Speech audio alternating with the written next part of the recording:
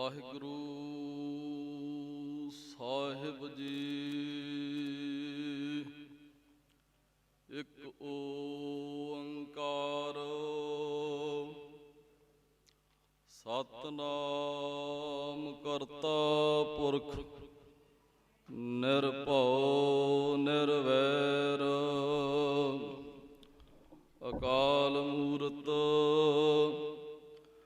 ਅਜੂਨੀ ਸੈਭੰ ਗੁਰ ਪ੍ਰਸਾਦ ਜਪ। ਆਦਿ ਸਚ ਜੁਗਾਦ ਸਚ ਹੈ ਭੀ ਸਚ।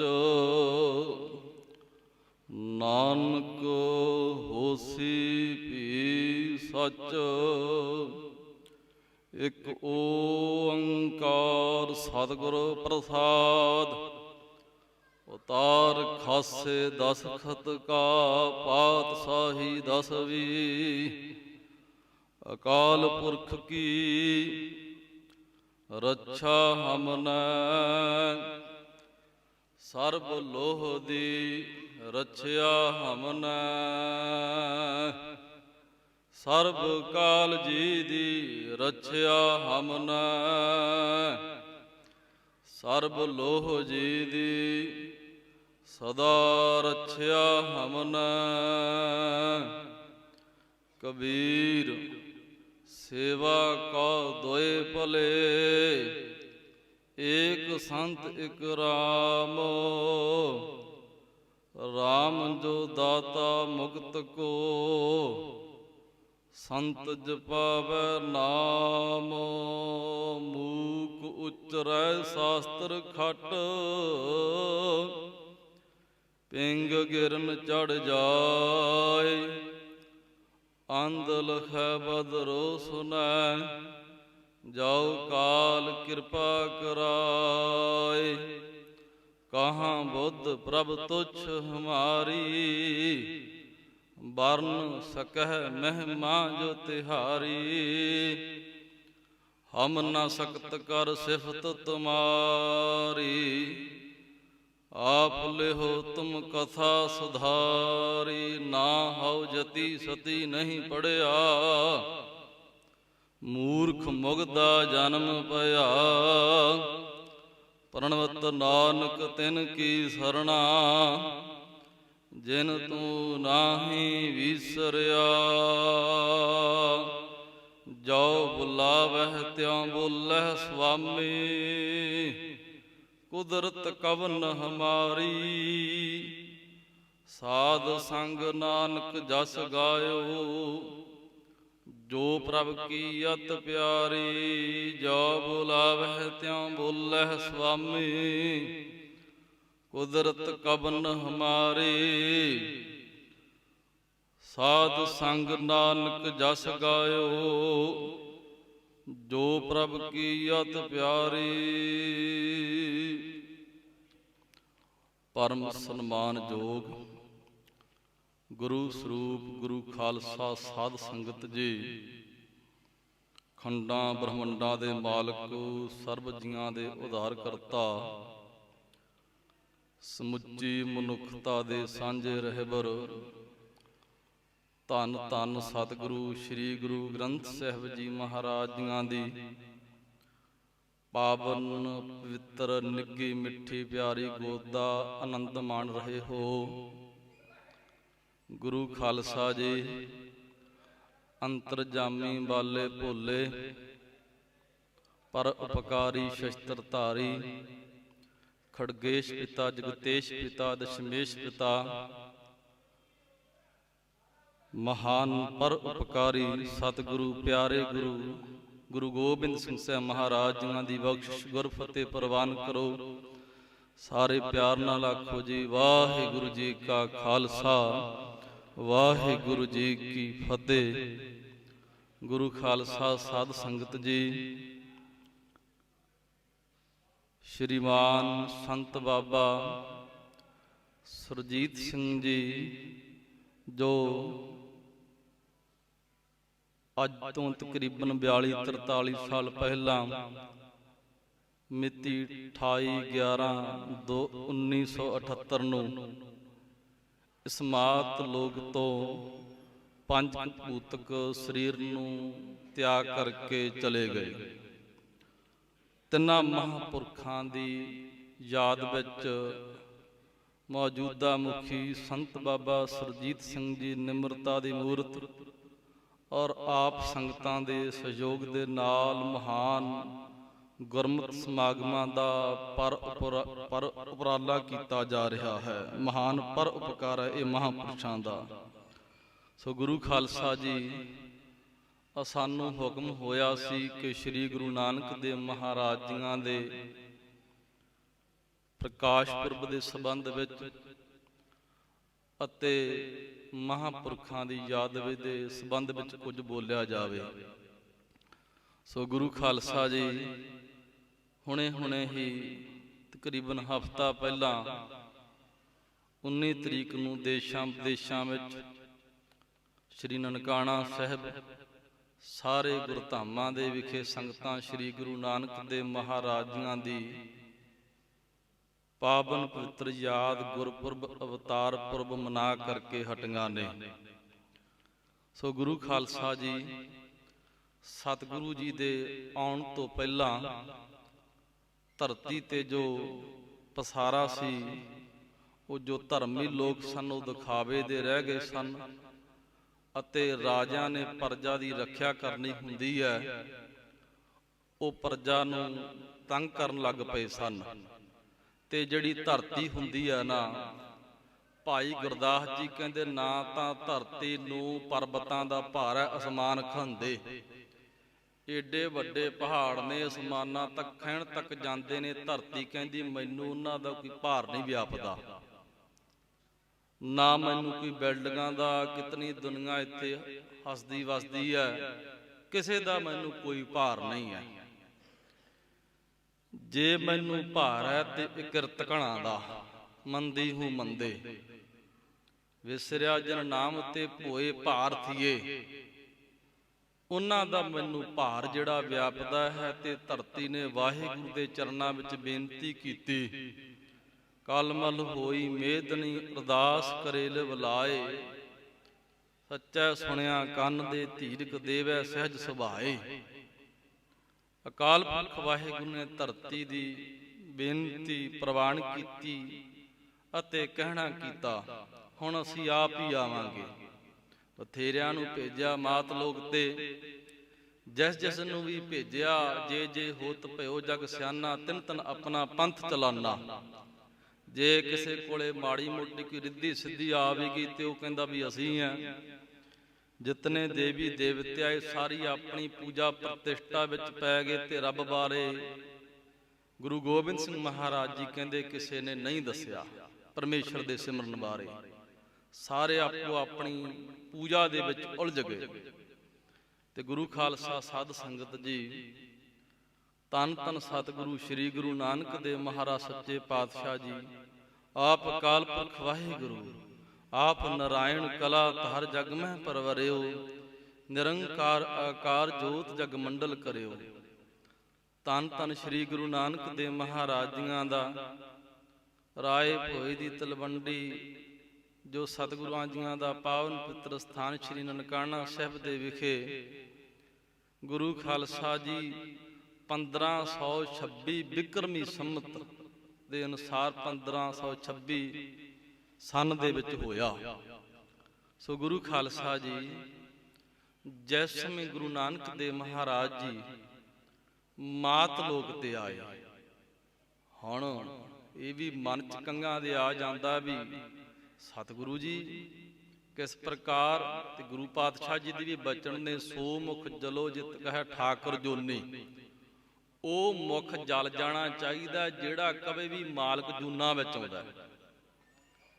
ਮਾਤਾ ਦੇ ਉਦਰ ਦੇ ਵਿੱਚ ਕੇਵਲ ਤੇ ਕੇਵਲ ਗੁਰੂ ਖਾਲਸਾ ਜੀ ਸਤਿਗੁਰੂ ਜੀ ਦਾ ਜਿਹੜਾ ਸਰੀਰ ਉਹ ਬਣਿਆ, ਜਿਹੜੀ ਜੋਤ ਹੈ ਉਹ ਬਾਅਦ ਵਿੱਚ ਪ੍ਰਵੇਸ਼ ਹੋਈ ਹੈ।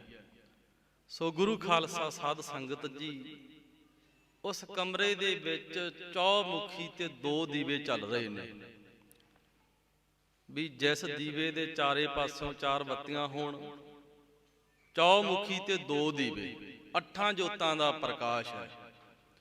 ਜਿਸ ਸਮੇਂ ਸਤਿਗੁਰੂ ਗੁਰੂ ਨਾਨਕ ਦੇਵ ਮਹਾਰਾਜ ਜੀਆਂ ਦਾ ਅਵਤਾਰ ਹੋਇਆ, ਜਿਵੇਂ ਕਰੋੜਾਂ ਸੂਰਜ ਚੜ੍ਹ ਪਏ ਹੁੰਦੇ ਨੇ, ਇਸ ਪ੍ਰਕਾਰ ਤੇ ਉਹਨਾਂ ਦੀਵਿਆਂ ਦੀ ਲੋ ਮੱਧਮ ਪੈ ਗਈ।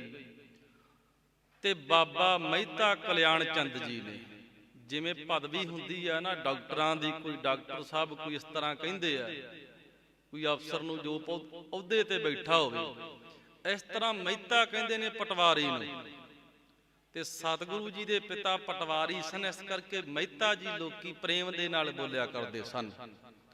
ਮਹਿਤਾ ਕਲਿਆਣ ਚੰਦ ਜੀ ਸਤਿਗੁਰਾਂ ਜੀਆਂ ਦੇ ਪਿਤਾ ਨੇ ਹਰਦਿਆਲ ਪੁਰੋਹਿਤ ਨੂੰ ਸੱਦਿਆ ਅਤੇ ਗੁਰੂ ਖਾਲਸਾ ਸਾਧ ਸੰਗਤ ਜੀਓ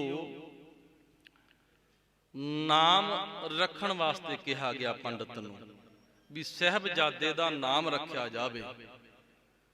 ਉਸ ਸਮੇਂ ਗੁਰੂ ਖਾਲਸਾ ਜੀ ਜਿਹੜੀ ਦਾਈ ਸੀ ਨਾ, ਉਸ ਦੇ ਕੋਲੋਂ ਗੁਰੂ ਖਾਲਸਾ ਜੀ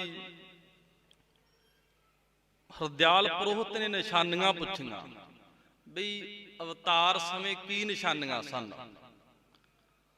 ਦੌਲਤਾਂ ਦਾਈ ਜੋ ਗੁਰੂ ਖਾਲਸਾ ਜੀ ਜਿਹੜੀ ਲੋਕਾਂ ਦੇ ਅਨੇਕਾਂ ਜਿਸ ਦੇ ਹੱਥਾਂ ਦੇ ਵਿੱਚ ਬੱਚਿਆਂ ਦਾ ਜਨਮ ਹੋਇਆ, ਤੇ ਆਸ ਹੁੰਦੀ ਸੀ ਵੀ ਜਿਹੜੇ ਘਰੇ ਮੁੰਡਾ ਹੋ ਜੇ ਤੇ ਇੱਕ ਸੂਟ ਆਦਿਕ ਲਵਾਂ, ਹੁੰਦਾ ਹੀ ਹੈ। ਤੇ ਬਾਬਾ ਮਹਿਤਾ ਕਲਿਆਣ ਚੰਦ ਜੀ ਨੂੰ ਕਹਿਣ ਲੱਗੀ ਵੀ ਲੈ ਬਾਬਾ, ਤੇਰੇ ਘਰੇ ਮਹਾਰਾਜ ਜੀ ਨੇ ਸਪੁੱਤਰ ਬਖਸ਼ਿਆ, ਤਾਂ ਇੱਥੋਂ ਮੈਂ ਮਾਇਆ ਵੀ ਜ਼ਿਆਦੇ ਲੈਣੀ ਹੈ ਤੇ ਸੂਟ ਵੀ ਵਧੀਆ ਲੈਣਾ, ਉਹ ਵੀ ਨਹੀਂ ਵੀ ਲੋਕੀ ਕਹਿ ਦਿੰਦੇ ਲਾਗੀ ਨਹੀਂ ਦੇਣਾ, ਚਾਰਾ ਪੂਰਾ ਵਧੀਆ ਤੇਰੇ ਤੋਂ ਸੂਟ ਲੈਣਾ। ਉਹ ਦੌਲਤਾਂ ਦੀ ਗੁਰੂ ਖਾਲਸਾ ਜੀ ਸਤਿਗੁਰੂ ਜੀ ਦੀ ਸੇਵਾ ਕਰਨ ਦੇ ਨਾਲ ਸਰੀਰ ਦੀ ਤੇ ਭੁੱਖ ਹੀ ਮਿਟ ਗਈ। ਬਾਬਾ ਮਹਿਤਾ ਕਲਿਆਣ ਚੰਦ ਜੀ ਕਹਿੰਦੇ 10 ਦੌਲਤਾਂ ਕੀ ਚਾਹੀਦਾ, ਉਹ ਰੱਜ ਗਈ, ਕਹਿੰਦੀ ਕੁਝ ਨਹੀਂ ਚਾਹੀਦਾ। ਸੋ ਗੁਰੂ ਖਾਲਸਾ ਸਾਧ ਸੰਗਤ ਜੀ, ਦੌਲਤਾਂ ਦਾਈ ਨੇ ਹਰਦਿਆਲ ਪੁਰੋਹਿਤ ਨੂੰ ਦੱਸਿਆ ਵੀ ਜਿਸ ਸਮੇਂ ਗੁਰੂ ਪਾਤਸ਼ਾਹ ਜੀ ਦਾ ਅਵਤਾਰ ਹੋਇਆ ਨਾ, ਮੇਰੇ ਹੱਥਾਂ ਵਿੱਚ ਅਨੇਕਾਂ ਬੱਚਿਆਂ ਦਾ ਜਨਮ ਹੋਇਆ, ਪਰ ਸਾਰੇ ਰੋਂਦੇ ਨੇ। ਜੇ ਕੋਈ ਨਾਮ ਵੀ ਰੋਵੇ ਤੇ ਚੁੱਪ ਕਰ ਜਾਂਦੇ ਨੇ, ਉਹ ਵੀ ਡਾਕਟਰਾਂ ਦੇ ਭਾਅ ਦੀ ਬਣ ਜਾਂਦੀ ਵੀ ਬੱਚਾ ਰੋਇਆ ਕਾਹਤੋਂ ਨਹੀਂ, ਫਿਰ ਉਹ ਥਾਪੜ ਥੁੱਪੜ ਕੇ ਰਵਾਉਂਦੇ ਨੇ। ਸੋ ਗੁਰੂ ਖਾਲਸਾ ਸਾਧ ਸੰਗਤ ਜੀ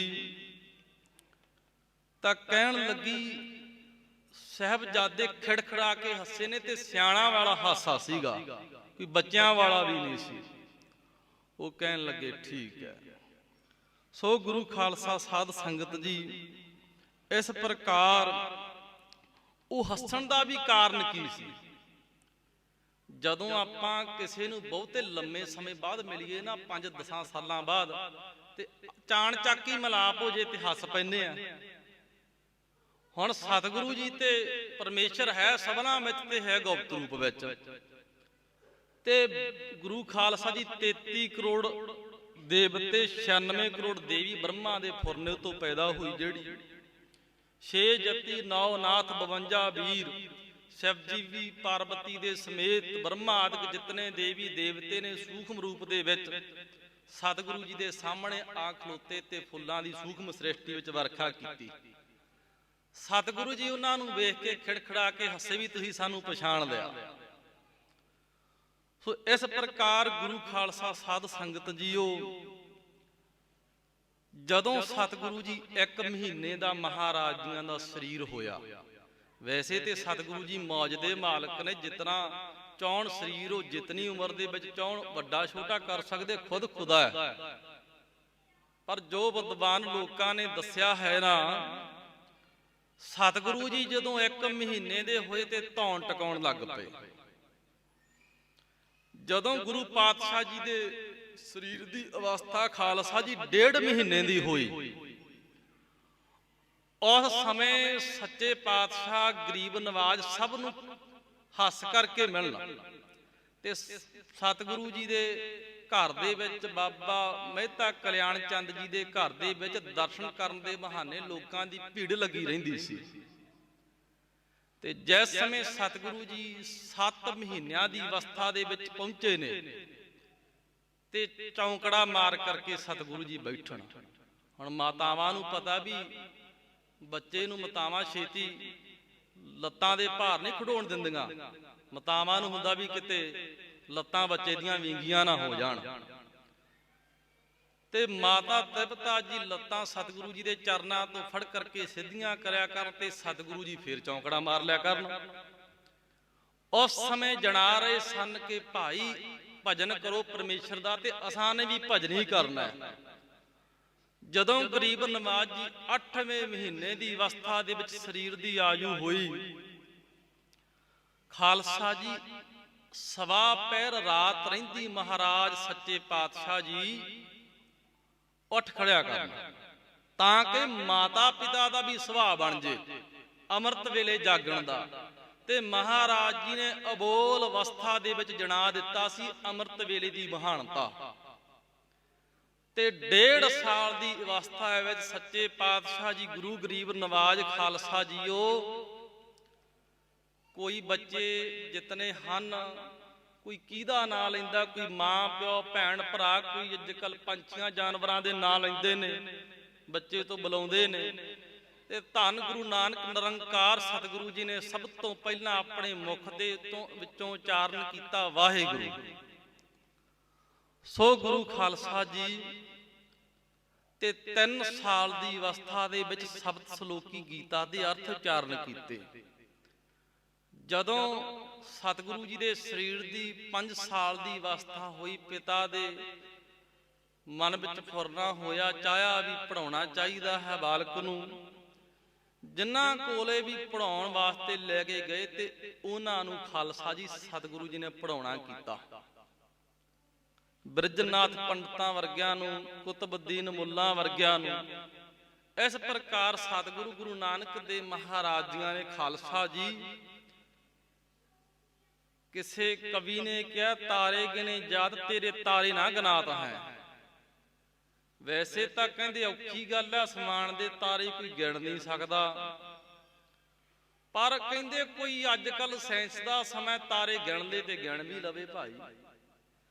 ਤਾਰੇ ਗਨੇ ਜਦ ਤੇਰੇ ਤਾਰੇ ਨਾ ਗਿਨਾਤ ਹੈ।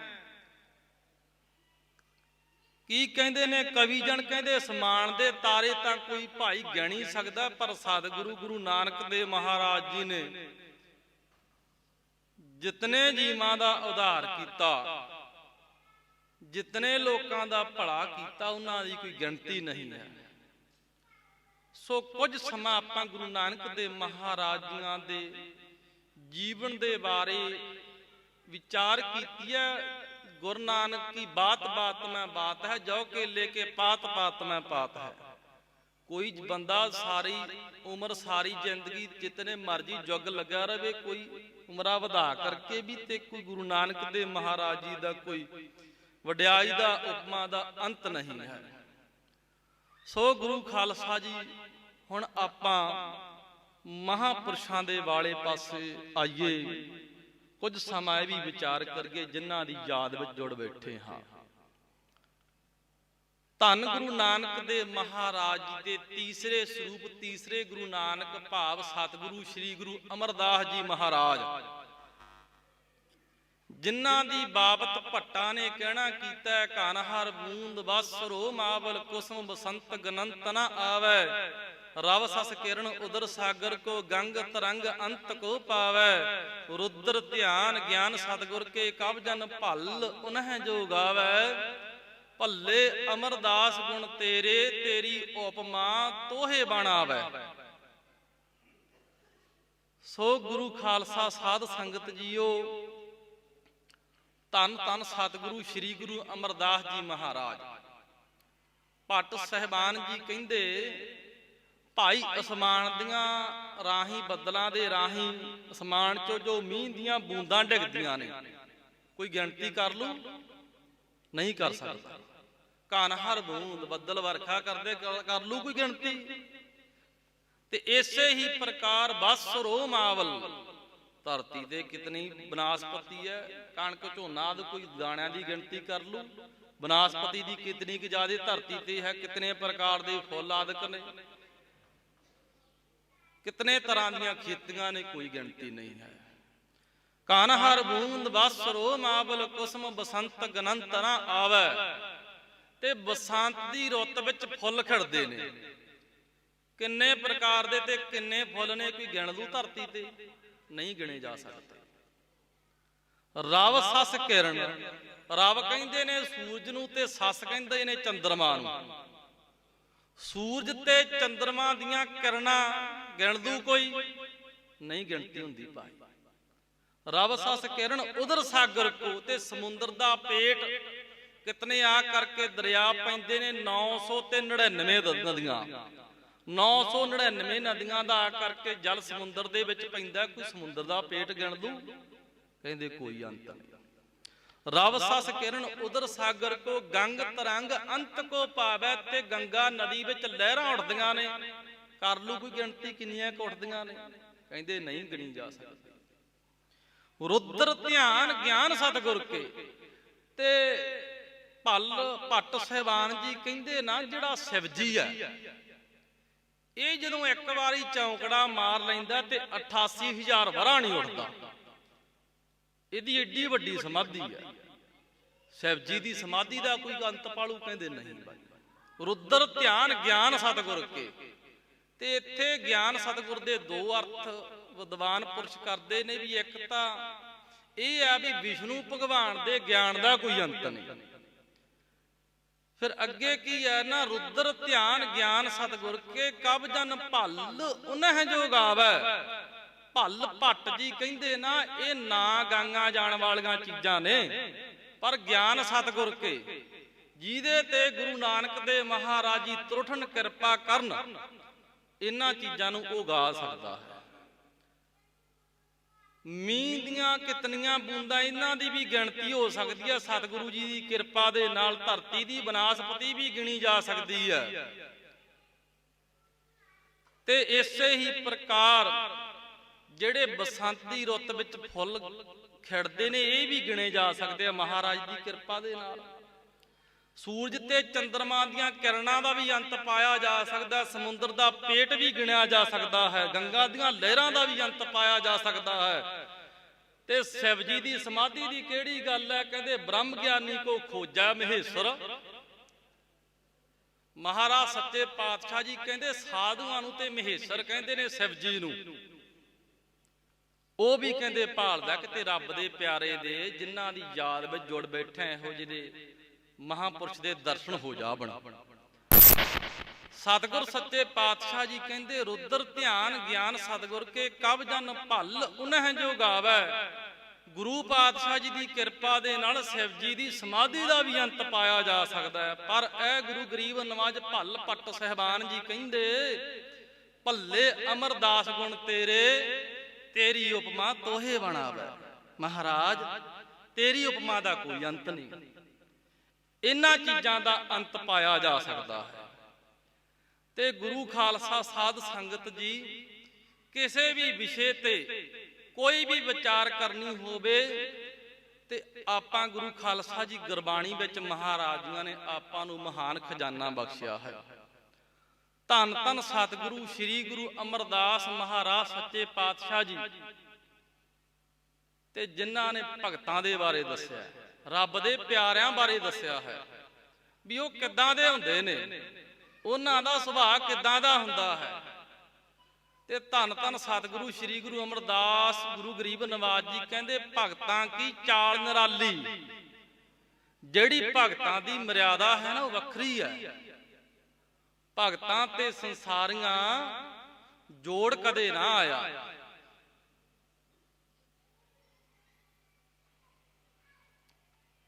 ਭਗਤਾਂ ਤੇ ਸੰਸਾਰੀ ਲੋਕਾਂ ਦਾ ਗੁਰੂ ਖਾਲਸਾ ਸਾਧ ਸੰਗਤ ਜੀ ਆਪਸ ਵਿੱਚ ਭਾਈ ਆ ਫੜ ਕੇ ਨਾ ਬਾਹਰ ਛੱਡ ਦਿਓ ਮੰਗਾਂ, ਫਿਰ ਉੱਠ ਖੜਨਗੀਆਂ। ਕੋਈ ਭਾਈ ਸਾਹਿਬ ਉੱਠ ਖੜੋ, ਲੋਈ ਦੀ ਬੁੱਕਲ ਮਾਰ ਕੇ ਤੈਨੂੰ ਬਾਹਰ ਛੱਡ ਦਿਓ ਕਰਲੇ ਨੂੰ।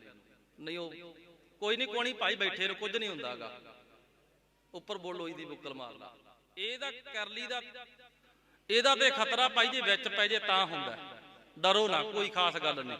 ਜੇ ਕਿਤੇ ਉਹਦੇ ਵਿੱਚ ਪੈ ਜੇ ਨਾ ਲੰਗਰ ਦੇ ਵਿੱਚ, ਫੇਰ ਖਤਰਾ ਹੁੰਦਾ। ਉਹ ਮੰਗਾਂ ਵਿਚਾਰੀਆਂ ਡਰ ਜਾਂਦੀਆਂ ਨੇ। ਉਹ ਨਰਿੰਦਰ ਸਿੰਘ ਕਪੂਰ ਨੇ ਦੱਸਿਆ ਕਿਤਾਬ ਦੇ ਵਿੱਚ, ਕਹਿੰਦੇ ਨਾ 50 ਮੰਗਾਂ ਜਾਂਦੀਆਂ ਹੁਣ ਕੱਲੀਆਂ ਰਸਤੇ ਤੇ ਸੁਣ ਲਓ ਭਾਈ ਬੀਬੀ ਕੋ ਗੱਲ ਕੋਈ ਨਹੀਂ, ਲੈ ਕੇ ਕਰ ਲਈ, ਕੋਈ ਡਰਨ ਦੀ ਲੋੜ ਨਹੀਂ। ਉਹ ਡਿੱਗ ਪਈ ਭਾਈ ਉੱਪਰੋਂ ਵਿਚਾਰੀ। ਸੋ ਗੁਰੂ ਖਾਲਸਾ ਸਾਧ ਸੰਗਤ ਜੀ ਆ ਵਿੱਚ ਦੀ ਗੱਲ ਹੋ ਰਹੀ ਛਿੜ ਪਈ। ਕਹਿੰਦੇ 50 ਮੰਗਾਂ ਜਾਂਦੀਆਂ ਹੁਣ ਰਾਤ ਨੂੰ ਕੱਲੀਆਂ, ਕਿਤੇ ਡਰ ਜਾਣਗੀਆਂ। ਕਹਿੰਦੇ ਇੱਕ ਕਹਿੰਦੇ ਪੁਰਸ਼ ਹੋਵੇ ਫੇਰ ਨਹੀਂ ਡਰਦੀਆਂ। ਉਹ ਤੰਗ ਮੈਂ ਆਖਿਆ, ਮੈਂ ਕਿਹਾ ਕਿਤੇ ਮੰਗਾਂ ਵਾਲੇ ਪਾਸੇ ਕਰ ਲਈ ਚਲੀ ਗਈ ਤੇ ਕਿਤੇ ਉਹ ਹਫੜਾ ਦਫੜੀ ਨਾ ਮੱਚ ਜੇ। ਸੋ ਰਹੋ ਵਿਚਾਰ ਗੁਰੂ ਖਾਲਸਾ ਸਾਧ ਸੰਗਤ ਜੀ। ਧੰਨ ਧੰਨ ਸਤਿਗੁਰੂ ਸ੍ਰੀ ਗੁਰੂ ਅਮਰਦਾਸ ਮਹਾਰਾਜ ਜੀ ਕਹਿੰਦੇ ਨਾ, ਭਗਤਾਂ ਕੀ ਚਾਲ ਨਿਰਾਲੀ। ਉਹਨਾਂ ਦੀ ਤੇ ਚਾਲ ਕਹਿੰਦੇ ਵੱਖਰੀ ਹੈ। ਕਿਵੇਂ ਭਾਈ? ਚਾਲਾ ਨਿਰਾਲੀ ਭਗਤ ਹੈ ਕੇਰੀ, ਵਿਖਮ ਮਾਰਗ ਚੱਲਣਾ। ਉਹਨਾਂ ਦੀ ਮਰਿਆਦਾ ਬੜੀ ਵੱਖਰੀ ਹੈ। ਬੜਾ ਔਖਾ ਰਸਤਾ ਹੈ, ਬੜਾ ਕਠਿਨ ਹੈ। ਆਖਣ ਔਖਾ ਸਾਚਾ ਨਾਉ। ਹੁਣ ਭਾਈ ਗੱਲਾਂ ਤੇ ਚਾਹੇ 4 ਘੰਟੇ ਕਰਾ ਲਓ, ਆ ਕਿੱਡਾ ਸੌਖਾ ਕੰਮ ਹੈ, ਕੁਝ ਵੀ ਨਹੀਂ ਕਰਨਾ। ਆ ਪੁਰਾਣੇ ਸਮੇਂ ਵਿੱਚ ਪਰਮੇਸ਼ਰ ਨੂੰ ਮਿਲਣ ਵਾਸਤੇ ਦੁਨੀਆ ਕੋਈ ਪੁੱਠੇ ਲੜਕਦਾ, ਠੰਡ ਦੇ ਵਿੱਚ ਉਹੀ ਪਾਣੀ ਵਿੱਚ ਵੜ ਜਾਣਾ ਤੇ ਗਰਮੀਆਂ ਵਿੱਚ 4 ਧੂਆਂ ਲਾਉਣੀਆਂ, ਫਿਰ ਸੂਰਜ ਦਾ ਤਪਸ਼, ਐਵੇਂ ਦੁਨੀਆ ਨਜਾਇਜ਼ ਤੰਗ ਹੋਈ ਜਾਂਦੀ ਸੀ। ਗੁਰੂ ਨਾਨਕ ਪਾਤਸ਼ਾਹ ਜੀ ਨੇ ਕਿਰਪਾ ਕੀਤੀ ਆਪਣੇ ਤੇ। ਖਾਲਸਾ ਜੀ ਸਤ ਸੰਗਤ ਕਰੋ। ਮਹਾਰਾਜ ਜੀ ਕਹਿੰਦੇ ਕੁਝ ਵੀ ਨਹੀਂ ਕਰਨਾ। ਮਾਤਾਵਾਂ ਨੂੰ ਭੈਣਾਂ ਨੂੰ ਬੇਨਤੀ ਹੈ, ਭਾਈ ਇਕਾਗਰਤਾ ਬਣਾਓ, ਬੱਚਿਆਂ ਨੂੰ ਥੋੜਾ ਜਿਹਾ ਨਾ ਚੁੱਪ ਕਰਾਓ, ਸੰਗਤ ਵਿੱਚ ਬਿਠਾਉਣਾ ਵੀ ਸਿਖਾਓ। ਜਿੱਥੇ ਬੱਚਿਆਂ ਨੂੰ ਆਪਾਂ ਹੋਰ ਗੱਲਾਂ ਸਿਖਾਉਣੇ ਆ ਉੱਥੇ ਵੀ ਸਿਖਾਓ, ਭਾਈ ਪੁੱਤ ਚੁੱਪ ਕਰਕੇ ਬੈਠੀ ਦਾ ਹੁੰਦਾ, ਬੋਲਣਾ। ਬਾਬਾ ਜੀ ਕਥਾ ਕਰ ਰਹੇ ਨੇ, ਬਾਬਾ ਜੀ ਕੀਰਤਨ ਕਰ ਰਹੇ ਨੇ, ਕਹਿ ਕੇ ਸਮਝਾ ਦੇਈਦਾ ਹੁੰਦਾ ਜਿਵੇਂ ਹੋਰ ਗੱਲਾਂ ਸਮਝਾਉਣੀਆਂ। ਤੋ ਇਸ ਪ੍ਰਕਾਰ ਹੈ ਗੁਰੂ ਖਾਲਸਾ ਜੀ। ਚਾਲਾ ਨਿਰਾਲੀ ਭਗਤਾ ਹੈ ਕੇਰੀ, ਵਿਖਮ ਮਾਰਗ ਚੱਲਣਾ ਬੜਾ ਔਖਾ ਰਸਤਾ ਹੈ ਗਿਆਨ ਦਾ, ਭਗਤੀ ਦਾ। ਤੇ ਕਰਨਾ ਕੀ ਹੈ? ਲੱਭ ਲੋਭ ਅਹੰਕਾਰ ਤਜ ਤ੍ਰਿਸ਼ਨਾ। ਉਹ ਖਾਣ ਪੀਣ ਦਾ ਲਾਲਚ ਨਹੀਂ ਕਰਦੇ। ਹੁਣ ਮੇਰੇ ਵਰਗੇ ਨੂੰ ਦੱਸਿਆ ਹੋਵੇ ਵੀ ਪਨੀਰ ਦੇ ਪਕੌੜੇ ਬਣੇ ਨੇ ਤੇ ਉਹ ਕਹਿੰਦਾ ਵੀ ਚੱਲ ਕੋਲੀ ਠਹਿਰ ਕੇ ਜਾਵਣਗੇ 10 ਮਿੰਟ ਕਥਾ, ਪਹਿਲਾਂ ਸ਼ਕਤਾ ਲੱਗੇ। ਇਸ ਤਰ੍ਹਾਂ ਹੈ। ਉਹ ਕਈ ਥਾਵਾਂ ਤੇ ਵੇਖਿਆ ਵੀ, ਇਹ ਵੀ ਗੱਲ ਵੇਖੀ, ਕਈ ਨਾ ਸੰਤ ਮਹੰਤ ਜਾਂ ਉਹ ਤਰੀਕਾ ਹੁੰਦਾ ਭਾਈ ਲੰਗਰ ਤਿਆਰ ਹੋ ਗਿਆ ਤੇ ਬਾਅਦ ਵਿੱਚ ਵਰਤਾਵਾਂਗੇ, ਜਦੋਂ ਸਮਾਪਤੀ ਹੋ ਗਈ ਤੇ ਬੜਾ ਇਕੱਠ। ਮੈਂ ਕਿਹਾ ਵੀ ਬੱਲੇ ਬੱਲੇ, ਇੰਨਾ ਇਕੱਠ। ਤੂੰ ਇੱਕ ਵਾਰੀ ਉਹ ਮਹਾਪੁਰਸ਼ ਕਥਾ ਕਰਨ ਕਿਸੇ ਸਥਾਨ ਦੀ ਗੱਲ ਤੇ ਉਹਦੇ ਲੰਗਰ ਦੀ ਕੋਈ ਅਰੇਂਜਮੈਂਟ ਨਾ ਕੀਤੀ, ਗਿਣਤੀ ਦੇ 25-30 ਸਰੀਰ। ਇਸ ਤਰ੍ਹਾਂ ਕਰਕੇ ਰਹੋ ਵਿਚਾਰ। ਉਹਨਾਂ ਨੂੰ ਖਾਲਸਾ ਜੀ ਖਾਣ ਪੀਣ ਦਾ ਕੋਈ ਲਾਲਚ ਨਹੀਂ ਹੁੰਦਾਗਾ ਜਿਹੜੇ ਮਹਾਪੁਰਸ਼ ਹੁੰਦੇ ਨੇ। ਠੀਕ ਹੈ, ਤਨ ਨਿਰਵਾਹ ਮਾਤਰ ਜੋ ਸਾਦਾ ਭੋਜਨ ਮਿਲ ਗਿਆ ਛਕ ਲਿਆ। ਲੱਭ ਲੋਭ, ਤੇ ਲੋਭ ਹੁੰਦਾ ਪਦਾਰਥਾਂ ਦੇ ਜੋੜਨ ਦਾ। ਠੀਕ ਹੈ, ਕਿਰਤ ਤੇ ਕਰਨੀ ਚਾਹੀਦੀ ਹੈ, ਮਾਇਆ ਤੋਂ ਬਿਨਾਂ ਕਿਸੇ ਦਾ ਨਹੀਂ ਸਰਦਾ। ਗੁਰੂ ਗੋਬਿੰਦ ਸਿੰਘ ਮਹਾਰਾਜ ਜੀ ਕਹਿੰਦੇ, ਆਦ ਭਵਾਨੀ ਈਸਰੀ ਮਾਇਆ ਜਾ ਕੋ ਨਾਮ, ਇਨ ਬਿਨ ਸਰੈ ਨਾ ਏਕ ਛਿਨ ਪੂਰਨ ਹੋਤ ਨਾ ਕਾਮ। ਮਾਇਆ ਤੋਂ ਬਿਨਾਂ ਤੇ ਭਾਈ ਕੋਈ ਕੰਮ ਨਹੀਂ ਪੂਰਾ ਹੁੰਦਾ। ਮਾਇਆ ਦਮੜਿਆਂ ਤੋਂ ਬਿਨਾਂ ਤੇ ਸਰਦਾ ਨਹੀਂ, ਕਿਸੇ ਦਾ ਵੀ ਨਹੀਂ ਸਰਦਾ। ਮਾਇਆ ਗੁਰਬਾਣੀ ਚ ਕਿਹਾ ਕਿਹਨੂੰ ਹੈ? ਮਾਇਆ ਵਿਆਪੈ ਬਹੁ ਪ੍ਰਕਾਰੀ, ਬੜੇ ਤਰ੍ਹਾਂ ਕਰਕੇ ਮਾਇਆ ਵਿਆਪਦੀ ਹੈ। ਤੇ ਸੌਖਾ ਅਰਥ ਮਾਇਆ ਦਾ ਇਹ ਹੈ ਗੁਰਬਾਣੀ ਵਿੱਚ ਜੋ ਦੱਸਿਆ, ਜਿਹਨੂੰ ਮਿਲਿਆ ਰੱਬ ਭੁੱਲ ਜੇ ਉਹਦਾ ਨਾਮ ਹੈ ਮਾਇਆ। ਚਾਹੇ ਪੁੱਤਰ ਹੈ, ਧੀ ਹੈ, ਦੌਲਤ ਹੈ, ਦੇਸ਼ ਹੈ, ਵਿਦੇਸ਼, ਜਿੱਥੇ ਵੀ ਜਾ ਕੇ ਜਿਹਨੂੰ ਮਿਲਿਆ ਸੁਖ ਆਰਾਮ ਰੱਖ ਲੋ, ਜਿਹਨੂੰ ਮਿਲਿਆ ਰੱਬ ਭੁੱਲ ਜੇ ਉਹਦਾ ਨਾਮ ਹੈ ਮਾਇਆ। ਤੇ ਖਾਲਸਾ ਜੀ ਜਿਹੜੇ ਮਹਾਪੁਰਸ਼ ਹੁੰਦੇ ਨੇ ਉਹ ਲੋਭ ਨਹੀਂ ਕਰਦੇ। ਲੋਭ ਕਿਸ ਵਸਤੂ ਦਾ ਨਾਮ ਹੈ? ਸਹਿਸ ਖਟੇ ਲੱਖ ਕੋ ਉਟਤਾ ਵੈ, ਤ੍ਰਿਪਤ ਨਾ ਆਵੇ ਮਾਇਆ ਪਾਛਾ ਪਾਵੇ। ਪਹਿਲਾਂ ਤਾਂ ਕਹਿੰਦਾ ਵੀ ਮਣਾ 1000 ਬਣੇ ਤੇ ਫੇਰ ਆ ਗੱਲ, ਫਿਰ ਕਹਿੰਦਾ ਨਹੀਂ ਹਜੇ ਤੇ ਲੱਖ ਬਣੇ ਫੇਰ ਆ ਗੱਲ। ਫਿਰ ਕਰੋੜਾਂ ਅਰਬਾਂ ਖਰਬਾਂ ਉਹਨਾਂ ਦਾ ਮਨ ਦੇ ਵਿੱਚ ਉਹ ਤ੍ਰਿਸ਼ਨਾ ਵੱਧਦੀ ਰਹਿੰਦੀ ਹੈ। ਉਹ ਇਹ ਤੋਂ ਵੀ ਰਹਿਤ ਹੁੰਦੇ ਨੇ ਮਹਾਪੁਰਸ਼ ਜਿਹੜੇ ਸਾਧੂ ਸੰਤ ਹੁੰਦੇ ਨੇ। ਲੱਭ ਲੋਭ ਅਹੰਕਾਰ, ਤੇ ਅਹੰਕਾਰ ਖਾਲਸਾ ਜੀ ਜਿਹੜੀ ਹਉਮੈ ਹੈ, ਇਹ ਤੋਂ ਬਚਣਾ ਬਹੁਤ ਔਖਾ ਹੈ। ਸਭ ਤੋਂ ਇਹ ਜਿਹੜੀ ਕੋਈ ਵਸਤੂ ਹੈ ਨਾ, ਹਉਮੈ ਦੀਰਘ ਰੋਗ ਹੈ, ਬਹੁਤ ਵੱਡਾ ਰੋਗ ਹੈ। ਅੱਛਾ, ਕਿੱਥੋਂ ਤੱਕ ਆ ਜਾਂਦੀ ਹੈ? ਇਹ ਨਾ ਖਾਲਸਾ ਜੀ ਸਿਮਰਨ ਕਰਦਿਆਂ ਵੀ ਆ ਜਾਂਦੀ ਹੈ, ਕਥਾ ਕੀਰਤਨ ਸੁਣਦਿਆਂ ਵੀ ਆ ਜਾਂਦੀ। ਮੈਂ ਨਿੱਤ ਜਾਣਾ, ਮੈਂ ਨਿੱਤ ਸੁਣਦਾ, ਡੇਲੀ ਹਰ ਰੋਜ਼ ਆਉਣਾ ਮੈਂ ਗੁਰੂ ਘਰੇ, ਆ ਗਈ ਨਾ ਹਉਮੈ। ਅੱਛਾ, ਕਹਿੰਦੇ ਨਾ ਹੋਰ ਕੰਮ ਵਿੱਚ ਹਉਮੈ ਆ ਜੇ ਤੇ ਬੰਦਾ ਗੁਰੂ ਘਰੇ ਆ ਕੇ ਤੇ ਸੇਵਾ ਕਰੂ ਹਉਮੈ ਚਲੀ ਜਾਊ। ਜੇ ਕਿਤੇ ਸਤ ਸੰਗਤ ਕਰਦਿਆਂ ਤੇ ਮੰਨ ਲਓ ਬਈ ਸੇਵਾ ਵਾਹਿਗੁਰੂ ਸਿਮਰਨ ਕਰਦਿਆਂ ਹਉਮੈ ਆ ਜੇ ਨਾ, ਇਹ ਤੋਂ ਬਚਣਾ ਬਹੁਤ ਔਖਾ ਹੈ। ਇਹਦਾ ਹੱਲ ਤੇ ਫਿਰ ਭਾਈ ਸੇਵਾ ਹੀ ਹੈ। ਉਹ ਅਹੰਕਾਰ, ਲੱਭ ਲੋਭ ਅਹੰਕਾਰ ਤਜ ਤ੍ਰਿਸ਼ਨਾ, ਤੇ ਖਾਲਸਾ ਜੀ ਉਹ ਅਹੰਕਾਰ ਵੀ ਛੱਡ ਦਿੰਦੇ ਨੇ। ਹੁਣ ਕਿਸੇ ਸਾਧੂ ਅੱਜ ਕੱਲ ਮਿਲਣ ਜਾਣਾ ਹੋਵੇ ਨਾ ਤੇ 2-2 ਘੰਟੇ ਮਿਲਦੇ ਹੀ ਨਹੀਂਗੇ ਜਿਹੜੇ। ਤੇ ਆ ਵੇਖੋ ਆਪਣੇ ਮਹਾਂਪੁਰਸ਼ ਬਾਬਾ ਸਰਜੀਤ ਸਿੰਘ ਜੀ ਆਉਂਦੇ ਸਾਰ ਮਹਾਂਪੁਰਸ਼ ਮਿਲੇ। ਇਹ ਹੁੰਦੀ ਹੈ ਨਿਮਰਤਾ ਦੀ ਬਾਤ। ਸੋ ਗੁਰੂ ਖਾਲਸਾ ਸਾਧ ਸੰਗਤ ਜੀ ਤਜ ਤ੍ਰਿਸ਼ਨਾ, ਤੇ ਉਹ ਤ੍ਰਿਸ਼ਨਾ ਤੋਂ ਵੀ ਰਹਿਤ ਹੁੰਦੇ ਨੇ। ਬਹੁਤ ਨਾ ਹੀ ਬੋਲਣਾ, ਤੇ ਬਹੁਤੇ ਉਹ ਬਚਨ ਬਲਾਸ ਨਹੀਂ ਕਰਦੇਗੇ ਕਿਸੇ ਪ੍ਰਕਾਰ ਦੇ ਵੀ ਐਨੀ ਸਾਰਾ ਦਿਨ ਗੱਲਾਂ ਹੀ ਕਰੇਗੇ। ਇਸ ਤਰ੍ਹਾਂ ਉਹਨਾਂ ਦਾ ਸੁਭਾਅ ਨਹੀਂ ਹੁੰਦਾਗਾ। ਲੋਭ ਹੈ ਨਾ ਖਾਲਸਾ ਜੀ, ਇਹ ਬਹੁਤ ਮਾੜੀ ਵਸਤੂ ਹੈ। ਆਪਣੀ ਕਿਰਤ ਕਰੋ, ਐਰਖ ਵਾਦਨ ਕੀਜੈ ਰੇ ਮਨ, ਸੁਕ੍ਰਿਤ ਕਰ ਕਰ ਲੀਜੈ ਰੇ ਮਨ। ਐਸਾ ਨਹੀਂ ਵੀ ਗੁਰਸਿੱਖਾਂ ਦੇ ਕਾਰੋਬਾਰ ਨਹੀਂ ਹੋਣੇ ਚਾਹੀਦੇ ਗੇ। ਸ੍ਰੇਸ਼ਟ ਕਿਰਤ ਕਰੋ, ਮਾਇਆ ਵੀ ਗੁਰਸਿੱਖਾਂ ਕੋਲੇ ਵਧੀਆ ਹੋਵੇ, ਸੋਹਣਾ ਨਿਰਵਾਹ ਕਰਨ, ਕਿਸੇ ਦੇ ਹੱਥ ਵੱਲਣਾ ਝਾਕਣਾ ਪਵੇ ਭਾਈ, ਪਰ ਲੋਭ ਨਹੀਂ ਹੋਣਾ ਚਾਹੀਦਾ ਵੀ ਆਪਣਾ ਕੋਈ ਇਮਾਨ ਹੀ ਖਰੀਦ ਲੇ। ਇਸ ਤਰ੍ਹਾਂ ਨਹੀਂ ਹੋਣਾ ਚਾਹੀਦਾ ਪੈਸਿਆਂ ਕਰਕੇ। ਜਿਵੇਂ ਕੋਈ ਰਾਜ ਦਰਬਾਰ ਦੇ ਵਿੱਚ ਪੰਡਤ ਕਰਦਾ ਸੀ ਕਥਾ, ਤੇ ਦੂਜੇ ਤੋਂ ਜਰਿਆ ਨਾ ਗਿਆ। ਉਹ ਕਹਿੰਦਾ ਵੀ ਇਹ ਕਰਦਾ ਇੱਥੇ ਕਥਾ, ਮਾਇਆ ਮਿਲਦੀ ਹੈ ਚੰਗੀ, ਇਹਦਾ ਕੰਮ ਖਰਾਬ ਕਰਕੇ। ਇਹ ਮੂਰਖ ਦੀ ਨਿਸ਼ਾਨੀ ਕੀ ਹੁੰਦੀ ਹੈ? ਉਹ ਦੂਜੇ ਨੂੰ ਠੱਠ ਕਰਕੇ ਖੁਸ਼ ਹੁੰਦਾ। ਇਹ ਨਿਸ਼ਾਨੀ ਹੁੰਦੀ ਹੈ ਕਹਿੰਦੇ। ਜੇ ਦੂਸਰਾ ਸੁਖੀ ਹੋਵੇ ਨਾ, ਤੇ ਕਹਿੰਦੇ ਉਹ ਜਿਹੜੇ ਚੰਗੇ ਲੋਕ ਨੇ, ਅੱਛੇ ਨੇ ਭਾਈ, ਵਧੀਆ, ਉਹ ਕਹਿੰਦੇ ਸ਼ੁਕਰ ਹੈ ਮਹਾਰਾਜ ਜੀ ਨੇ ਇਹਦਾ ਕਾਰਜ ਕਰਤਾ। ਤੇ ਮੂਰਖ ਕਹਿੰਦਾ ਵੀ ਇਹਦਾ ਕੰਮ ਖਰਾਬ ਕਰਨਾ। ਉਹ ਕਿਸੇ ਨੂੰ ਸੌਖਾ ਵੇਖ ਕੇ ਪ੍ਰਸੰਨ ਨਹੀਂ ਹੁੰਦਾ। ਕੋਈ ਰਾਜ ਦਰਬਾਰ ਚ ਪੰਡਤ ਕਰਿਆ ਕਰੇ ਕਥਾ, ਤੇ ਮਨ ਚ ਸੋਚਿਆ ਵੀ ਇਹਦੀ ਡਿਊਟੀ ਜੇ ਕਿਤੇ ਮੇਰੇ ਕੋਲੇ ਜੇ ਗੱਲ ਫੇਰ ਹੈ। ਖਾਲਸਾ ਜੀ ਉਹਨੇ ਕੀ ਕੀਤਾ ਨਾ, ਤੇ ਉਹ ਕਹਿੰਦੇ ਜਾ ਕੇ ਰਾਜੇ ਨੂੰ ਕਹਿੰਦਾ, ਤੂੰ ਇਹਨੂੰ ਵਿਦਵਾਨ ਵੱਡਾ ਪੰਡਤ ਰੱਖਿਆ ਕਥਾ ਬਾਚ ਕੇ, ਤੂੰ 5 ਗੱਲਾਂ ਪੁੱਛਣਾ, ਇਹਨੂੰ ਪਤਾ ਭਲਾਂ ਦੀ। ਕਹਿੰਦਾ ਵੀ ਕਿਹੜੀਆਂ? ਉਹ ਕਹਿੰਦਾ ਇੱਕ ਤਾਂ ਤੂੰ ਇਹ ਪੁੱਛ ਵੀ ਇੱਥੇ ਕਿਹੜਾ ਦੁਖੀ ਹੈ ਤੇ ਅੱਗੇ ਨੂੰ ਕਿਹੜਾ ਦੁਖੀ ਹੋਵੇਗਾ। ਇੱਕ ਦੂਜੇ ਨੰਬਰ ਤੇ ਇਹ ਤੂੰ ਇਹ ਪੁੱਛ ਵੀ ਇੱਥੇ ਕਿਹੜਾ ਸੁਖੀ ਹੈ ਤੇ ਅੱਗੇ ਕਿਹੜਾ ਸੁਖੀ ਹੋਵੇਗਾ। ਤੀਜੇ ਨੰਬਰ ਤੇ ਇਹ ਪੁੱਛ ਵੀ ਇੱਥੇ ਕਿਹੜਾ ਸੁਖੀ ਹੋਵੇਗਾ ਤੇ ਅੱਗੇ ਕਿਹੜਾ ਦੁਖੀ ਹੋਵੇਗਾ। ਇੱਥੇ ਕਿਹੜਾ ਦੁਖੀ ਹੋਵੇਗਾ ਤੇ ਅੱਗੇ ਕਿਹੜਾ ਸੁਖੀ ਹੋਵੇਗਾ। ਤੇ ਪਾਪ ਦਾ ਬਾਪ ਕੌਣ ਹੈ? 5ਵੀਂ ਗੱਲ ਇਹ ਪੁੱਛੀ। ਉਹਨੇ ਰਾਜੇ ਨੇ ਜਦੀ ਸੱਦਿਆ ਉਹਨੂੰ, ਪੰਡਤ ਨੂੰ, ਜਿਹੜਾ ਕਥਾ ਕਰਦਾ ਸੀ ਵਿਚਾਰਾ। ਕਹਿੰਦਾ ਗੱਲ ਸੁਣ ਭਾਈ, ਆ 5 ਚੀਜ਼ਾਂ ਦਾ ਜਵਾਬ ਦੇ, ਤੂੰ ਵਿਦਵਾਨ ਕਹਾਉਣਾ ਹੈ, ਕਥਾ ਕਰਦਾ, ਇਹ ਗੱਲਾਂ ਦੱਸ। ਉਹ ਪੰਡਤ ਘਰੇ ਚਲਿਆ ਗਿਆ, ਲੜਕੀ ਸੀ ਉਹਦੇ ਵਿਚਾਰੇ ਦੇ। ਉਹਨੇ ਅਦਾਸ ਹਜ਼ਾਰਿਆ ਕਰੇ। ਹੁਣ ਜਦੋਂ ਕਿਸੇ ਨੂੰ ਕਿਸੇ ਗੱਲ ਦਾ ਨਾ ਪਤਾ ਹੋਵੇ, ਕੋਈ ਕਾਰਜ ਕਰਨਾ ਹੋਵੇ ਤੇ ਨਾ ਕਿਸੇ ਹਿਸਾਬ ਚ ਆਵੇ, ਚਿੰਤਾ ਹੋ ਹੀ ਜਾਂਦੀ ਹੈ। ਸੁਭਾਵ ਕੀ ਹੈ?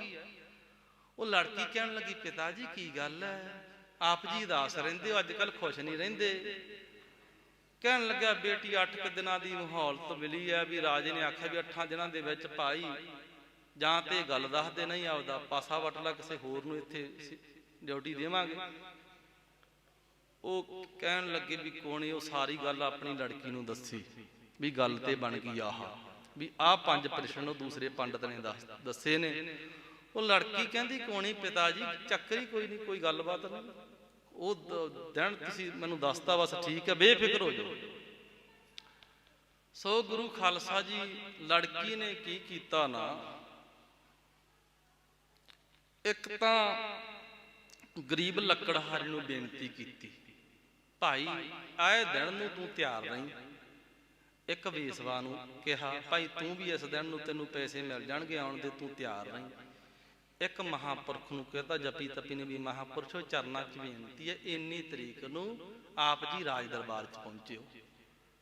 ਚੌਥੇ ਨੰਬਰ ਤੇ ਖਾਲਸਾ ਜੀ ਸ਼ਾਹੂਕਾਰ ਨੂੰ ਕਹਿੰਦਾ, ਚੰਗੇ ਧਨੀ ਨੂੰ। ਤੇ 5ਵੇਂ ਨੰਬਰ ਤੇ ਹੁਣ ਉਹ ਜਿਹੜੇ ਨੇ ਪੰਡਤ ਨੇ ਸਵਾਲ ਪੁੱਛਿਆ ਸੀ, ਉਹਨੂੰ 500 ਰੁਪਏ ਦਾ ਦੇਤਾ ਲਾਲਚ। ਕਹਿੰਦੀ ਵੀ ਤੈਨੂੰ ਇੱਕ ਮੈਂ ਕੋਈ ਚੀਜ਼ ਦਿੰਨੀ ਹੈ, ਚੱਕੀ ਰੱਖਣੀ ਹੈ ਰਾਜ ਦਰਬਾਰ 'ਚ। ਹੁਣ 500 ਰੁਪਏ ਉਹਨੇ ਸਮੇਂ 'ਚ ਲਾਲਚ ਵਿੱਚ ਆ ਗਈ। ਖਾਲਸਾ ਜੀ ਲਾਲਚ 'ਚ ਆ ਗਿਆ ਪੰਡਤ। ਤੇ ਉਹ ਮਰਿਆ ਹੋਇਆ ਕੁੱਤਾ ਲੜਕੀ ਨੇ ਵਸਤਰ ਦੇ ਵਿੱਚ ਚਿੱਟੇ 'ਚ ਲਪੇਟ ਕਰਕੇ ਕੱਪੜੇ 'ਚ ਤੇ ਉਹਨੂੰ ਫੜਾਤਾ ਵੀ ਤੂੰ ਚੱਕ ਕੇ ਖੜਨਾ ਹੀ ਆ, ਬਸ ਕਰਨਾ ਕੁਝ ਨਹੀਂ। ਉਹ ਸਮਾਂ ਆ ਗਿਆ ਤੇ ਪ੍ਰਸ਼ਨਾਂ ਦੇ ਉੱਤਰ ਦੇਣ ਦਾ। ਪਹਿਲਾ ਪ੍ਰਸ਼ਨ ਕੀਤਾ ਰਾਜੇ ਨੇ ਵੀ ਇੱਥੇ ਦੁਖੀ ਕਿਹੜਾ ਹੈ ਤੇ ਅੱਗੇ ਨੂੰ ਵੀ ਦੁਖੀ ਕਿਹੜਾ ਹੋਵੇਗਾ। ਲੜਕੀ ਨੇ ਲੱਕੜਹਾਰਾ ਵਿਚਾਰਾ ਗਰੀਬ ਮੂਹਰੇ ਕਰ ਦਿੱਤਾ, ਕਹਿੰਦੀ ਆ ਵੇਖ ਹੁਣ ਵੀ ਸਾਰੀ ਉਮਰ ਦੀ ਘੱਟਾ ਢੋਂਦੇ ਦੀ ਲੰਘ ਗਈ, ਇਹ ਪਰਮੇਸ਼ਰ ਦਾ ਭਜਨ ਕਰਦਾ ਕੋਈ ਨਹੀਂ ਤੇ ਨਾ ਸੰਗਤ ਕਰਦਾ, ਨਾ ਵਿਚਾਰੇ ਤੋਂ ਦਾਨ ਪੰਨ ਹੁੰਦਾ ਤੇ ਗਾਹ ਨੂੰ ਵੀ ਦੁਖੀ ਹੋਊਗਾ। ਚਲੋ ਠੀਕ ਹੈ ਜੀ। ਕਹਿੰਦੇ ਬਈ ਹੁਣ ਇਹ ਦੱਸ ਬਈ ਇੱਥੇ ਸੁਖੀ ਕਿਹੜਾ ਹੋ ਤੇ ਅੱਗੇ ਸੁਖੀ ਕਿਹੜਾ ਹੋ। ਉਹਨੇ ਆਪਣਾ ਸ਼ਾਹੂਕਾਰ ਨੂੰ ਅੱਗੇ ਕਰ ਦਿੱਤਾ। ਆ ਵੇਖ ਇੱਥੇ ਵੀ ਆਪਣੀ ਚੰਗੀ ਸੁਖ ਦੀ ਜ਼ਿੰਦਗੀ ਬਤੀਤ ਕਰਦਾ ਤੇ ਅੱਗੇ ਨੂੰ ਵੀ ਇਹਨੇ ਪੁੰਨਦਾਨ ਕਰਦਾ ਰਹਿੰਦਾ, ਕਰਾਉਂਦੇ ਰਹਿੰਦੇ ਨੇ ਭੰਡਾਰੇ ਸ਼ਾਹੂਕਾਰਾਂ ਦਾ ਪੁੰਨਦਾਨ ਕਰਦਾ ਰਹਿੰਦਾ। ਕੋਈ ਸਾਧੂ ਸੰਤਾਂ ਦੀ ਜਿਹੜਾ ਕੋਈ ਆ ਜੇ ਸੇਵਾ ਕਰਦਾ, ਗਾਹ ਨੂੰ ਵੀ ਸੁਖੀ ਹੋਊਗਾ। ਤੇ ਫਿਰ ਉਹਨੇ ਪ੍ਰਸ਼ਨ ਕੀਤਾ ਵੀ ਇੱਥੇ ਕਿਹੜਾ ਸੁਖੀ ਆ ਤੇ ਅੱਗੇ ਕਿਹੜਾ ਦੁਖੀ ਆ। ਉਹਨੇ ਵੇਸਵਾ ਨੂੰ ਕਰਤਾ ਅੱਗੇ ਵੀ ਇਸ ਸਮੇਂ ਤਨ ਦਾ ਸੁਖ ਭੋਗਦੀ ਹੈ, ਪਰਮੇਸ਼ਰ ਨਾਲ ਦਵੈਸ਼ ਨਹੀਂ ਕਰਦਾ। ਵਾਹਿਗੁਰੂ ਉਹ ਪ੍ਰਲੋਕ ਦਾ ਸਭ ਤੋਂ ਵੱਡਾ ਪਰਮਾਰਥ ਦਾ ਸੁਖ ਹੈ ਨਾਮ ਦਾ, ਦੁਨਿਆਵੀ ਸੁਖ ਹੈ ਕਾਮ ਦਾ। ਸਭ ਤੋਂ ਵੱਡਾ ਸੁਖ ਵਿਦਵਾਨਾਂ ਨੇ ਦੱਸਿਆ, ਕੋਈ ਝੁੱਗੀ ਚ ਚਾਹੇ ਮਹਿਲਾਂ ਦੇ ਵਿੱਚ, ਨਾਮ ਤੇ ਕਾਮ ਜਿੱਥੇ ਕੋਈ ਜੁੜ ਜਿਵੇਂ ਮਰਜੀ ਤੇ ਇੱਕੋ ਜਿਹਾ ਹੀ ਸੁਖ ਮਿਲਦਾ। ਪਰਮੇਸ਼ਰ ਦਾ ਇਸ ਤਰ੍ਹਾਂ ਦਾ ਹੈ ਸੁਭਾਅ। ਉਹ ਕਹਿੰਦੀ ਇਹ ਵੇਸਵਾ ਇੱਥੇ ਤਾਂ ਇਹ ਬੜਾ ਸੁਖ ਭੋਗਦੀ ਹੈ, ਐਸ਼ੋ ਆਰਾਮ ਕਰਦੀ ਹੈ, ਕੋਈ ਹੈ ਨਹੀਂ ਚੜੀ ਲੱਥੀ ਦੀ, ਕੋਈ ਨਾ ਸੰਗ ਹੈ ਇਹਨੂੰ ਤੇ ਬਸ ਅੱਗੇ ਦੁਖੀ ਹੋਊਗੀ, ਜਮਾਤ ਦੀ ਮਾਰ ਪਊਗੀ। ਇੱਥੇ ਪਾਪਾਂ ਬਾਝੋਂ ਹੋਵੇ ਨਾ ਹੀ ਮੋਇਆ ਸਾਥ ਨਾ ਜਾਈ, ਪਾਪਾਂ ਤੋਂ ਬਿਨਾਂ ਮਾਇਆ ਇਕੱਠੀ ਨਹੀਂ ਹੁੰਦੀ ਤੇ ਮਰਿਆਂ ਦੇ ਨਾਲ ਨਹੀਂ ਜਾਂਦੀ। ਤੇ ਉਹ ਕਹਿੰਦੇ ਪਾਪ ਦਾ ਬਾਪ ਕੌਣ ਹੈ। ਉਹਨੇ ਪੰਡਤ ਵੱਲ ਕਰਤਾ ਇਸ਼ਾਰਾ, ਕਹਿੰਦੀ ਆ ਜਿਹੜਾ ਪ੍ਰਸ਼ਨ ਪੁੱਛਦਾ ਸੀ ਇਹੀ ਹੈ। ਕਹਿੰਦੀ ਪੰਡਤ ਜੀ ਕੱਢੋ ਆ ਕੱਪੜੇ 'ਚ ਕੀ ਹੈ। ਉਹ ਮਰਿਆ ਹੋਇਆ ਕੁੱਤਾ। ਕਹਿੰਦੀ 500 ਰੁਪਏ ਪਿੱਛੇ ਮਰਿਆ ਹੋਇਆ ਕੁੱਤਾ ਚੱਕੀ ਬੈਠਾ। ਇਹ ਆ ਲੋਭ। ਲੋਭ ਪਾਪ ਦਾ ਬਾਪ ਹੈ ਭਾਈ, ਤੇ ਮਹਾਂਪੁਰਸ਼ੇ ਤੋਂ ਰਹਿਤ ਹੁੰਦੇ ਨੇ। ਸੋ ਗੁਰੂ ਖਾਲਸਾ ਸਾਧ ਸੰਗਤ ਜੀਓ, ਲੱਭ ਲੋਭ ਅਹੰਕਾਰ ਤਜ ਤ੍ਰਿਸ਼ਨਾ ਬਹੁਤ ਨਾਹੀ ਬੋਲਣਾ, ਖੰਨੇ ਹੋ ਤਿੱਖੀ ਵਾਲੋਂ ਨਿੱਕੀਏ ਤਮਾਰਗ ਜਾਣਾ। ਤੇ ਰਸਤਾ ਇਤਨਾ ਜ਼ਿਆਦੇ ਬਰੀਕ, ਇਤਨਾ ਜ਼ਿਆਦੇ ਤਿੱਖਾ, ਖੰਨੇ ਹੋ ਤਿੱਖੀ ਖੰਡੇ ਨਾਲੋਂ ਵੀ ਤਿੱਖਾ। ਕਬੀਰ ਚਤਰਾਈ ਅਤ ਘਣੀ ਹਰ ਜਪ ਹਿਰਦੈ ਮਾਹੇ। ਪਰਮੇਸ਼ਰ ਦਾ ਸਿਮਰਨ ਕਰਨ ਵਾਸਤੇ ਬੜੀ ਉਹ ਚਤਰਾਈ ਤੋਂ ਭਾਵ ਇੱਥੇ ਸਿਆਣਪ ਹੈ। ਕਬੀਰ ਚਤਰਾਈ ਅਤ ਘਣੀ ਹਰ ਜਪ ਹਿਰਦੈ ਮਾਹੇ। ਵਾਹਿਗੁਰੂ ਦਾ ਨਾਮ ਜਪਣਾ ਤੇ ਬੜੀ ਸੂਝ-ਬੂਝ ਦੀ ਸਿਆਣਪ ਦੀ ਲੋੜ ਹੈ ਭਾਈ। ਸੂਰੀ ਉੱਪਰ ਖੇਲਣਾ ਗਿਰਿਆ ਤੇ ਠਾਹਰ ਨਾ ਹੈ, ਤੇ ਸੂਲੀ ਦੇ ਖੇਡਣ ਵਾਲੀ ਗੱਲ ਹੁੰਦੀ ਹੈ। ਡਿੱਗ ਪਿਆ ਤੇ ਚੱਕਣਾ ਚੂਰ। ਫਕੀਰਾ ਫਕੀਰੀ इतनी दूर है जैसे कि लंबी खंजूर है, चढ़ गया तो बेड़ा पार है, गिर पड़ा तो चकना चूर है। अरे बचदा कुछ नहीं फिर भाई। सूरी उपर खेलना गिरा ते ठाहर ना है, तो सूली का खेड है भाई। जिमें किसी ने कहा परमेश्वर की भगती पता किवें हुंदी है। सहस बचखण वीर घान ठग शाह और नार की, इतनी बुद्धि जब मिले तो होए भगत करतार की। इन्नी ज्यादा सियाणप दे नाल भाई वाहिगुरू की भगती हुंदी है। सहस बचखण हजारां कोई सियाणे इकट्ठे होवन, ते वीर कन जिहड़ा सूरमा हुंदा तां दिमाग बड़ा तेज हुंदा। जिहड़ा सूरमा किते आई ना समझो खालसा जी, बड़े मतलब कि बड़े तेज तरार हुंदे ने दिमाग दे। सहस बचखण वीर घन ठग शाह और नार की। ठग हुण जिहड़े लोकां नूं ठगदे आ, ठगियां मारदे ने। ठग बंदे कोले बैठ जाओ, जिद्दां दा बंदा उहो जी गल शुरू कर दू। ਉਹ ਜੇ ਕਿਤੇ ਗੁਰੂ ਘਰ ਆ ਜੇ ਤੇ ਉਹ ਫਿਰ ਬੜਾ ਭਗਤ, ਬਈ ਇਹਦੇ ਵਰਗੇ ਤੇ ਭਗਤੀ ਕੋਈ ਨਹੀਂ ਦੁਨੀਆ ਤੇ। ਉਹ ਠੱਗ ਬੰਦੇ ਦੀ ਨਿਸ਼ਾਨੀ ਹੁੰਦੀ ਆ। ਜਿਹੋ ਜੀ ਉਹਦੇ ਕੋਲੇ ਗੱਲ ਕਰ ਲਈ ਤੇ ਉਹੋ ਜਿਹਾ ਹੀ ਬਣ ਜਾਣਾ ਉਹਨੇ। ਉਹ ਕਹਿੰਦੇ ਠੱਗ ਬੜੇ ਤੇਜ਼ ਹੁੰਦੇ ਨੇ। ਠੱਗ ਸ਼ਾਹ ਔਰ ਨਾਰਕੀ, ਤੇ ਜਿਹੜਾ ਭਾਈ ਸ਼ਾਹੂਕਾਰ ਹੈ ਉਹ ਵੀ ਬੜਾ ਤੇਜ਼ ਤਰਾਰ ਹੁੰਦਾ। ਸਾਰਾ ਦਿਨ ਹਿਸਾਬ ਹੀ ਕਰਦਾ ਰਹਿੰਦਾ ਵੀ ਕਿਸੇ ਪਾਸਿਓਂ ਕਿਸੇ ਦਾ ਰੁਪਈਆ ਰਹਿ ਤਾਂ ਨਹੀਂ ਗਿਆ। ਔਰ ਨਾਰਕੀ ਭਾਈ ਬੀਬੀਆਂ ਦੀ ਬੁੱਧੀ ਵਿਦਵਾਨਾਂ ਨੇ 4 ਗੁਣਾ ਵੱਧ ਦੱਸੀ ਹੈ ਭਾਂਗਾਂ ਦੇ ਨਾਲ। ਰਾਜਾ ਘਰ ਦੇ ਵਿੱਚ ਵਜ਼ੀਰ ਹੁੰਦਾ, ਘਰ ਦੇ ਵਿੱਚ ਜਿਹੜਾ ਪੁਰਸ਼ ਹੁੰਦਾ ਉਹ ਰਾਜਾ ਹੁੰਦਾ, ਬੀਬੀ ਵਜ਼ੀਰ ਹੁੰਦੀ ਹੈ। ਇਸ ਕਰਕੇ ਸਲਾਹ ਦੇ ਨਾਲ ਭਾਈ ਚੱਲਣਾ ਚਾਹੀਦਾ। ਰਹੋ ਵਿਚਾਰ ਸਹਿਸ ਬਚਖਣ ਵੀਰ ਕਨ ਠੱਗ ਸ਼ਾਹ ਔਰ ਨਾਰ ਕੀ ਤੇ ਇਸਤਰੀ ਦੀ। ਇੰਨੀ ਬੁੱਧੀ ਇਤਨੀ ਬੁੱਧੀ ਜਬ ਮਿਲੇ ਤਾਂ ਹੋਏ ਭਗਤ ਕਰਤਾਰ ਕੀ। ਫੇਰ ਭਾਈ ਵਾਹਿਗੁਰੂ ਦੀ ਭਗਤੀ ਹੁੰਦੀ ਹੈ। ਖੰਨੇ ਹੋ ਤਿੱਖੀ ਵਾਲੋਂ ਨਿੱਕੀ ਏਤ ਮਾਰਗ ਜਾਣਾ, ਖੰਡੇ ਨਾਲੋਂ ਤਿੱਖਾ ਇਤਨਾ ਇਹ ਸੂਖਸ਼ਮ ਰਸਤਾ ਹੈ। ਵਾਲੋਂ ਨਿੱਕੀ ਤੇ ਵਾਲ ਦੇ ਨਾਲੋਂ ਵੀ ਬਰੀਕ, ਕਿਤੇ ਹਉਮੈ ਨਾ ਆ ਜੇ ਮਨ ਵਿੱਚ। ਇਹ ਜੇ ਹਉਮੈ ਆ ਗਈ ਤੇ ਫਿਰ ਬਸ ਚੱਲ ਇੱਥੇ ਹਰ ਮਿਲਣ ਕੋ ਬੀਚੇ ਅਟਕੇ। ਉਹ ਚੀਜ਼ ਤਾਂ ਚੱਲੇ ਤਾਂ ਪਰਮੇਸ਼ਰ ਨੂੰ ਮਿਲਣ ਵਾਸਤੇ ਸੀ ਤੇ ਉਹ ਵਿੱਚ ਹੀ ਬਸ ਰਹਿ ਗਿਆ ਕੰਮ। ਇਸ ਤਰ੍ਹਾਂ ਹੈ ਖੰਨੇ ਹੋ ਤਿੱਖੀ ਵਾਲੋਂ ਨਿੱਕੀ ਏਤ ਮਾਰਗ ਜਾਣਾ, ਗੁਰ ਪ੍ਰਸਾਦੀ ਜਿਨੀ ਆਪ ਤਜਿਆ ਹਰ ਵਾਸਨਾ ਸਮਾਣੀ। ਗੁਰੂ ਮਹਾਰਾਜ ਸੱਚੇ ਪਾਤਸ਼ਾਹ ਜੀ ਦੀ ਕਿਰਪਾ ਦੇ ਨਾਲ ਜਿਨ੍ਹਾਂ ਨੇ ਭਾਈ ਆਪਾ ਭਾਵ ਹੰਕਾਰ ਛੱਡਤਾ। ਸਭ ਤੋਂ ਵੱਡਾ ਸ਼ਸਤਰ ਹੈ ਭਾਈ ਨਿਮਰਤਾ ਦਾ। ਗਰੀਬੀ ਗਦਾ ਹਮਾਰੀ। ਜੇ ਕੋਈ ਭਾਈ ਕੋਈ ਚਿੜਫਿੜ ਕਰੇ ਵੀ ਤੇ ਹਾਂ ਭਾਈ ਦੱਸੋ, ਨਿਮਰਤਾ ਸਹਿਤ ਹੋ ਜਾਓ ਤਾਂ ਬੋਲਿਆ ਨਹੀਂ ਜਾਂਦਾ, ਕੋਈ ਗੱਲ ਹੀ ਨਹੀਂ ਔੜਦੀ। ਗੁਰ ਪ੍ਰਸਾਦੀ ਜਿਨੀ ਆਪ ਤਜਿਆ ਹਰ ਵਾਸਨਾ ਸਮਾਣੀ, ਕਹੈ ਨਾਨਕ ਚਾਲ ਭਗਤਾ ਜੁਗੋ ਜੁਗ ਨਿਰਾਲੀ। ਉਹ ਆਪਾ ਭਾਵ ਹੰਕਾਰ ਚ ਨਹੀਂ ਹੁੰਦੇਗੇ ਤੇ ਅਹੰਕਾਰ ਹੈ ਖਾਲਸਾ ਜੀ ਨਹੀਂ ਹੋਣਾ ਚਾਹੀਦਾ। ਇੱਕ ਸਾਖੀ ਸੁਣਾ ਕਰਕੇ ਸਮਾਪਤੀ ਕਰ ਦੇਣੀ ਆ। ਮਹਾਪੁਰਸ਼ ਫਖਰੇ ਕੌਮ ਸ਼੍ਰੀਮਾਨ ਬਾਬਾ ਬੰਤਾ ਸਿੰਘ ਜੀ ਉਹ ਪਹੁੰਚ ਚੁੱਕੇ ਨੇ। ਉਹਨਾਂ ਦਾ ਸਮਾਂ ਹੈ। ਗੁਰੂ ਖਾਲਸਾ ਸਾਧ ਸੰਗਤ ਜੀ ਜਦੋਂ ਮਹਾਪੁਰਸ਼ ਆ ਗਏ ਆਪਾਂ ਉਹਦੀ ਸਮਾਪਤੀ ਕਰ ਦੇਣੀ ਹੈ। ਧਿਆਨ ਇੱਧਰ ਰੱਖੋ, ਕੋਈ ਨਹੀਂ ਭਾਈ ਮਹਾਪੁਰਸ਼ ਆ ਜਾਂਦੇ ਸਾਰਿਆਂ ਨੂੰ ਦਰਸ਼ਨ ਹੋ ਬਣਗੇ। ਸੋ ਗੁਰੂ ਖਾਲਸਾ ਜੀ ਉਹ ਪੰਡਤ ਸੰਸਕ੍ਰਿਤ ਵਿਦਿਆ ਦਾ ਬੜਾ ਗਿਆਤਾ ਹੈ, ਬਹੁਤ ਜ਼ਿਆਦਾ ਉਹਨੂੰ ਸੰਸਕ੍ਰਿਤ ਵਿਦਿਆ ਚ ਮਾਹਰ ਹੈ ਤੇ ਉਹਦੀ ਆਦਤ ਸੀ ਜਦ ਜਦਾਈ ਕਰਨ ਦੀ, ਵੀ ਜਿੱਦਣਾ ਤੇ ਜਦ ਕੇ ਦੂਸਰੇ ਦੇ ਦਰਸ਼ਨ, ਦੂਸਰੇ ਦੇ ਜਿਹੜੇ ਕਿ ਗ੍ਰੰਥ ਉਹ ਖੋਹ ਲੈਣੇ। ਸੋ ਖਾਲਸਾ ਜੀ ਫਖਰੇ ਕੌਮ ਬਾਬਾ ਬੰਤਾ ਸਿੰਘ ਜੀ ਜਿਨ੍ਹਾਂ ਤੇ ਸਾਰੀ ਕੌਮ ਨੂੰ ਮਾਣ ਹੈ ਉਹ ਪਹੁੰਚ ਚੁੱਕੇ ਨੇ। ਸੋ ਮਹਾਪੁਰਸ਼ਾਂ ਦੇ ਸਤਿਕਾਰ ਵਿੱਚ ਭਾਈ ਜਕਾਰਾ ਛੱਡਦੇ ਆ। ਬੋਲੇ ਸੋ ਨਿਹਾਲ। ਸੋ ਗੁਰੂ ਖਾਲਸਾ ਸਾਧ ਸੰਗਤ ਜੀ ਵਿਦਵਾਨ ਦਰਸ਼ਨਕ ਮਹਾਪੁੰਨਯੰ। ਵਿਦਵਾਨ ਦੇ ਦਰਸ਼ਨਾਂ ਦਾ ਬੜਾ ਪੁੰਨ ਹੁੰਦਾ ਹੈ ਭਾਈ। ਸੋ ਰਹੋ ਵਿਚਾਰ ਖਾਲਸਾ ਜੀ ਉਹ ਪੰਡਤ ਦੀ ਜਦ ਜਦਾਈ ਕਰਨ ਦੀ ਆਦਤ ਸੀ ਵੀ ਜਿੱਦਣਾ ਤੇ ਭਾਈ ਦੂਸਰੇ ਦੇ ਗ੍ਰੰਥ ਖੋਹ ਲੈਣੇ।